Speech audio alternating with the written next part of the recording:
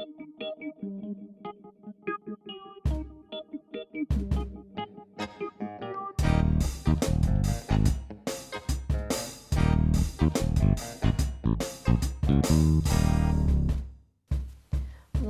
water everywhere. This summer features a grand sextile of Earth and water sign planets.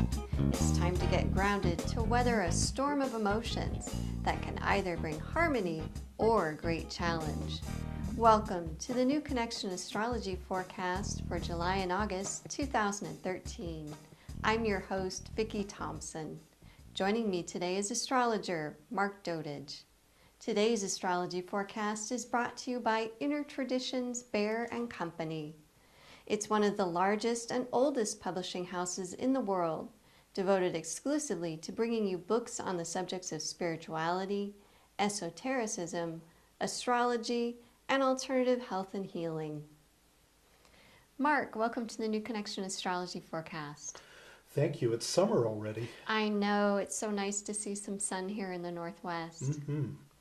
Well, a grand sextile, it's a giant star pattern, and it's in the signs of water and earth. And how will this water and earth energy affect us the most this summer? Well, first, a grand sextile, if you were to draw that into the sky, like connecting the dots like when we were kids, it would look like a Star of David or a six-pointed star, so two interlocking triangles. And the thing that's really interesting is they're all in the feminine signs, as you say. Water and earth are feminine. So we know that there's a lot to do with receiving, healing, opening up our intuition type of things. The earth part would be the practical, get some things done. The water part is emotions. What are the things in my life that are actually nurturing me? And what are the things I'm doing because, I've always done them, or people who fall into what we'll call excessive caretaker mode kinds of things are going to say, wait a minute, what are the things in my life that are actually and genuinely nourishing me? And what am I doing just because I've always done it? So I personally love whenever we talk about the divine feminine. So what can we look at from a divine feminine perspective? Can we find deeper emotions, more connection to our power? Absolutely. It's finding that softer part of ourselves. And people get confused. They think that, that raw masculine power is the only kind of power. But when you think of the feminine, or you think of the water lapping up against the cliffs or something, they change the world totally as well. So we're all going to have to say, wait a minute, I need to go back into that core emotional truth of who I am, get in touch with more of what we'll call the divine feminine, so that when we're using our power in the world, it's more of a flowing power rather than the raw summer movie type of things that you expect in the summer. Jupiter is moving into Cancer. How can we use this nurturing energy to help improve our home and family life this summer? Well, Jupiter rules things like religion, our faith, and our belief system. And so Jupiter, I always joke with clients that, Jupiter's the Santa Claus of the zodiac. And he says, I want more. I want to go to the next level. And so Jupiter spends about 1 year in each of the signs. So it has just barely entered Cancer. Cancer is home, family, nurturing, it's food, it's diet. So some people will be dealing with dietary issues. Other people, food would rule kitchens. So I would think kitchen remodelers would do very well under this kind of energy. The good news for people who have been trying to buy or sell homes is, of course, that will gain some more movement in the real estate, particularly the residential real estate market.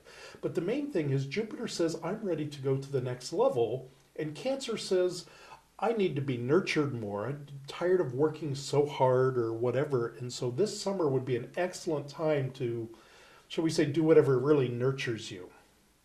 Well, sounds good. If we get some sun here in the Northwest, we can lay out in the sun and feel good. Absolutely. Well, Jupiter is also active in a T-square of revolutionary energy.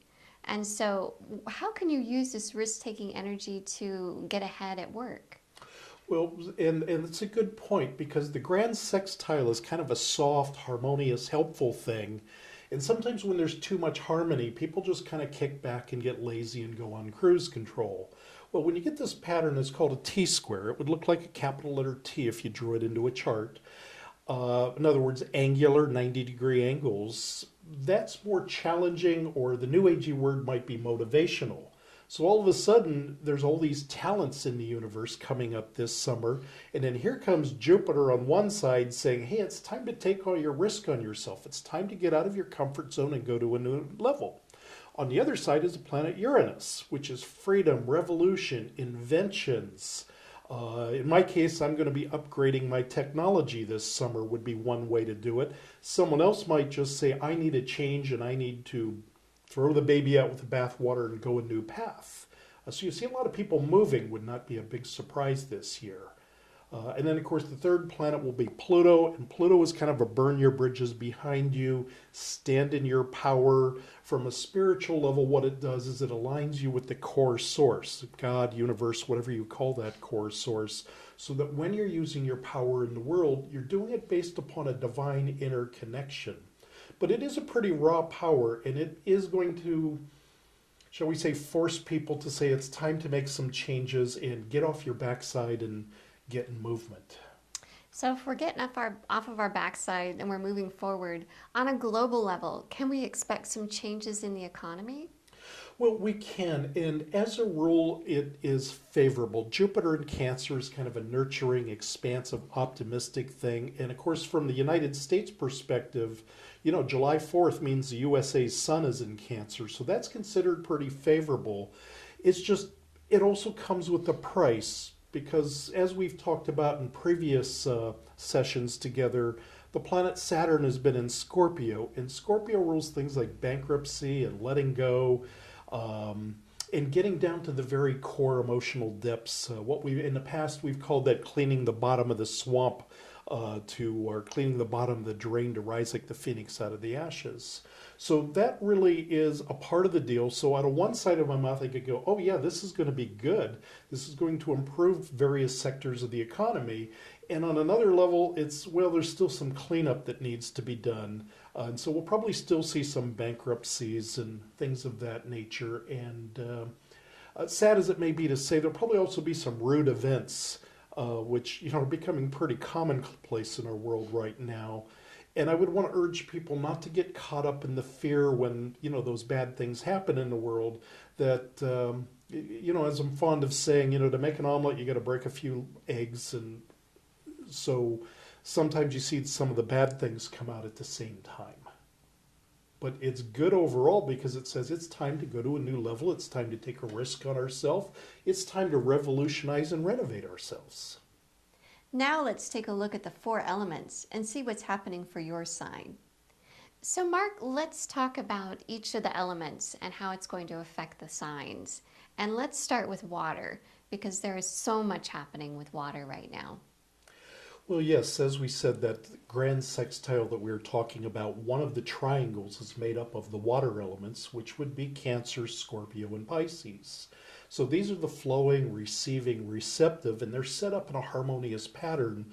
So probably of all the signs of the zodiac, the waters actually have it best this summer, assuming that they're willing to just be in the flow, to do emotional healing, release, let go. And there's another part that would say it would be really good, the Pisces part specifically, that would say maybe we need to go out to the ocean or to some watery places and just space out and revision our life.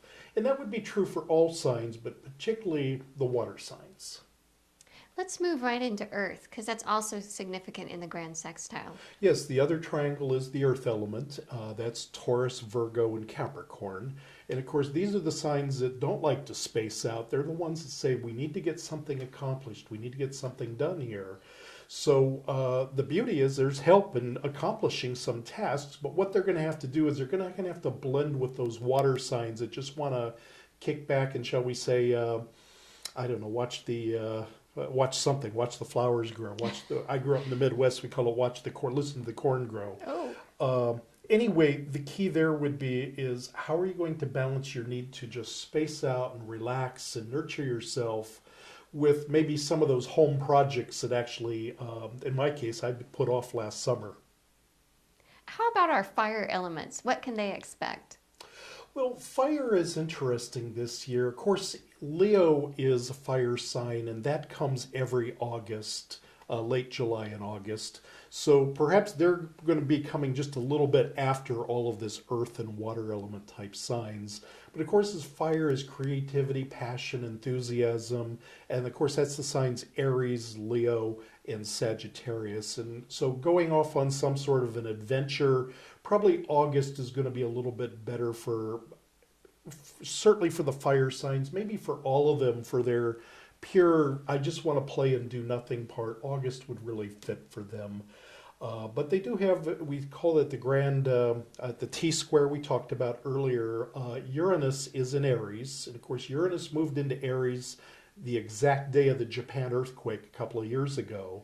And so it says it's time to pioneer a new path. It's time to revolutionize things, independence, freedom. So I would think that the fire signs, particularly come August, are just going to say, hey, I just want to do what I want to do, and I don't want to do the stuff I don't want to do.